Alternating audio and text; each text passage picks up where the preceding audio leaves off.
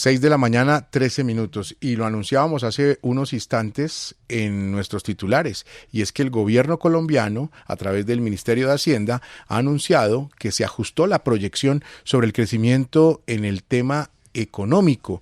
Ha pasado del 5% al 6,5%. Y le decimos buenos días y le damos la bienvenida a RCN Mundo al ministro de Hacienda, José Manuel Restrepo. Gracias por estar con nosotros, señor ministro. Buen día.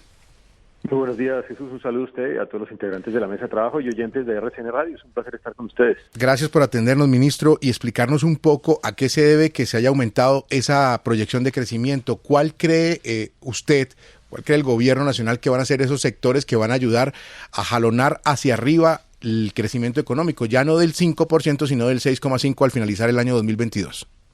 Este es uno de los primeros mensajes, uno de los 7 mensajes del marco fiscal de mediano plazo, y es nuestro aumento en la expectativa de crecimiento para Colombia. Lo hacemos con base en los datos que estamos viendo en los sectores que están jalonando este crecimiento, el comercio, la industria, las actividades artísticas, pero lo hacemos también porque estamos viendo que el consumo privado sigue teniendo una buena dinámica y que se está apalancando por un dinamismo que no se había visto nunca antes en la historia de Colombia, y es el dinamismo de empleo, de la creación de empleo. Solo en lo ocurrido del 2022 se han creado casi 4 veces el promedio histórico de creación de empleo que históricamente se ha dado en el país. A esto hay que sumarle que los días sin IVA están generando un impacto muy importante en estos sectores de la economía, y que en el 2022, a diferencia del 2021, no solamente está creciendo el consumo, sino también la inversión, y está creciendo de manera muy significativa.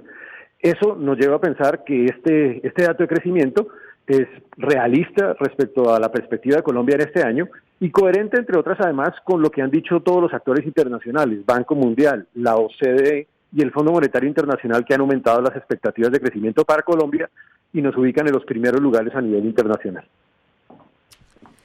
Ministro, hay otro tema que importa mucho a los colombianos, sobre todo el bolsillo, y es para poder honrar esos compromisos del pago del Fondo de Estabilización de los Precios de los Combustibles en el 2022, se va a tener que ajustar los precios de la gasolina y de la CPM y van a tener que empezar a subir mes a mes. Expliquemos esto, cómo va a suceder y cuánto va a afectar el precio de la gasolina y el bolsillo de los colombianos. Una cosa muy importante, Carla, y para explicar esto en concreto, el marco fiscal también está proponiendo algo importantísimo, que es la reducción del déficit fiscal de Colombia de manera muy significativa. De hecho, en el 2022 tendremos el ajuste fiscal más importante en 29 años en la historia del país, y la deuda pública también está cayendo. Pero una de las realidades fiscales que estamos viendo es que hay un tema de enorme importancia en las finanzas públicas, que es el Fondo de Estabilización de Precios de Combustibles. Es un hecho histórico que este fondo ha sido valiosísimo para evitar volatilidades de los precios de los combustibles. Y en ese orden de ideas, hoy Colombia tiene el valor de la gasolina motor corriente y de la CPM más bajo de toda América Latina. ¿Por qué? Porque exprofeso se ha mantenido bajo justamente a través de un subsidio por parte del gobierno nacional que le permita a los colombianos sobreaguar en medio del impacto de la pandemia. Éramos conscientes, somos conscientes de que en medio de la pandemia se necesitaba hacer un esfuerzo, y ese esfuerzo se ha venido realizando, y por eso, repito, es el valor más bajo que se ha tenido hasta este momento. Lo que contempla el marco, entonces, es que dado que eso tiene un costo fiscal, hay que avanzar en 4 frentes. El primero de ellos, hay que empezar a pagar ese déficit del Fondo de Estabilización. ¿Cómo lo estamos haciendo? Con recursos del presupuesto de la Nación. Primero en el 2022, y en el 2023. 14 billones en el 2022, 19 billones en el 2023. Segundo, estamos identificando nuevas fuentes dentro del presupuesto para poder pagar ese. Fuentes como, por ejemplo, sobrantes del presupuesto de la Nación. Y tercero, se tiene que avanzar en un cierre de los diferenciales de precios entre el precio internacional y el precio nacional. Entonces, lo que se está proponiendo es que debe existir una senda que cierre esa brecha, ese diferencial de precios. Lo que pasa es que tiene que ser gradual y tiene que ser cuidadosa y que tiene que tener en consideración el contexto. Entonces, el marco propone una senda, pero dice explícitamente que mes a mes se tendrá que realizar un análisis en detalle de qué impacto puede eso llegar a tener para tomar la decisión más acertada.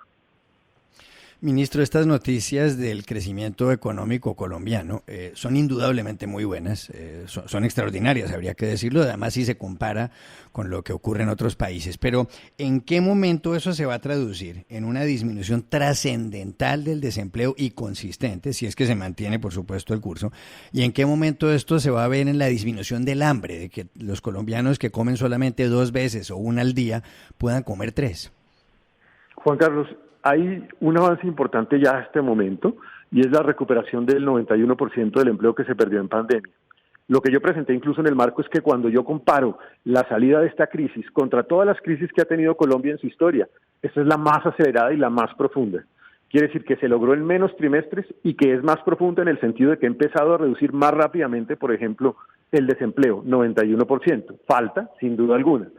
Nosotros calculamos que para el cierre de este año estaríamos del orden del 11% en la tasa de desempleo. ¿Hay que seguir haciendo el esfuerzo? Sí, sin duda, y hay que aprovechar los incentivos que están en la Ley de Inversión Social, por ejemplo, el incentivo del empleo que ha permitido generar en estos meses 400.000 empleos.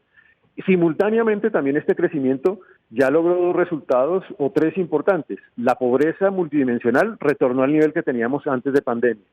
La equidad retornó a los niveles que teníamos antes de pandemia y la mejoró. Y el crecimiento también ya logró las mejores cifras en materia de formalización laboral. Eso no significa que nosotros no tengamos temas estructurales sobre los cuales hay que seguir trabajando. Hay que seguir bajando aún más los niveles de pobreza. Hay que seguir bajando aún más los niveles de inequidad.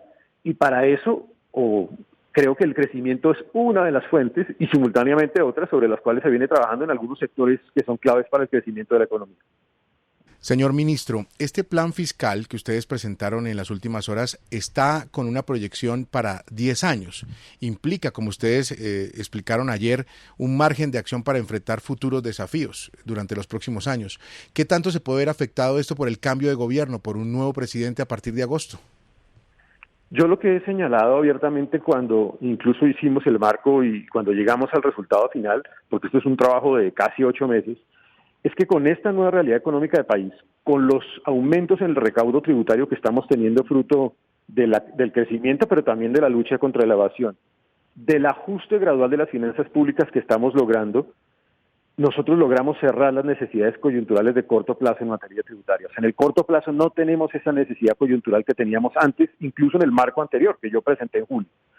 Pero en lo estructural, también he dicho, Colombia sigue teniendo necesidades de inversión, de gasto, sigue teniendo necesidades de un ajuste estructural en materia de recursos fiscales, de nuevas inversiones. Y también en este escenario aparecen las decisiones de los nuevos gobiernos. El nuevo gobierno de tener nuevas ideas, propuestas de gasto, de inversión pública, pues si eso son adicionales a lo que hoy en día existe en el país, seguramente requerirán ajustes estructurales y esas propuestas tendrán que venir con las fuentes de recursos para financiarlas.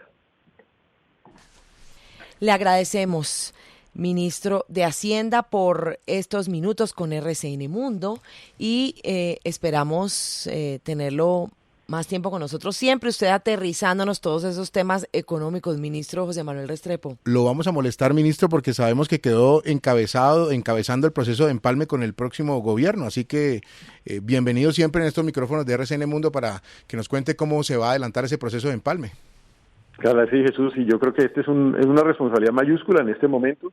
Yo entro a ser parte de un equipo donde está la jefe de gabinete, la directora de Planeación Nacional, el director del DAPRE, llevan ellos casi más de un año trabajando en este proceso de empalme, teniendo incluso instrumentos que van a ser públicos para todos los ciudadanos, teniendo además un procedimiento claro y definido de cara a entregar toda la información con absoluta transparencia y claridad al nuevo gobierno, pero no solamente al nuevo gobierno, sino a toda la ciudadanía del país. Luego estaré gustoso también en estar con ustedes en cualquier momento.